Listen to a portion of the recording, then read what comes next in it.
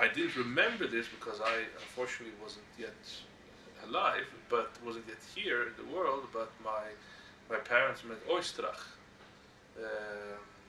was a tremendous violinist, and whom they actually helped. I don't remember exactly what. They helped him with some money or something, because Oistrakh was one of the greatest violinists of his time. But the Soviets, of course, in order to make sure that he wouldn't leave the Soviet Union, so he was never allowed to go with his wife. His wife was there, and it was more or less made clear to him that should he leave, should he basically just say, run away? Should he run away, his family will suffer. And it was terrible.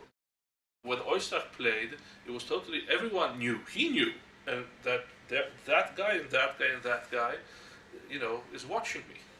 If I do something, that was obvious, because everyone, if such a great musician, he could have walked into the embassy of any country pretty much, and just say, "I'm David Oistrakh.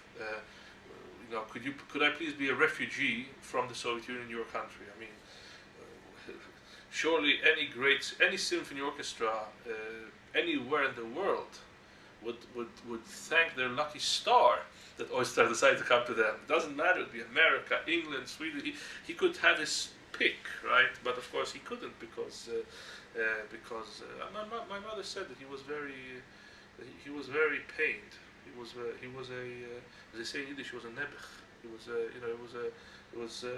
They felt very bad for him, because on one hand he was such a great musician, on the other hand he was basically in prison.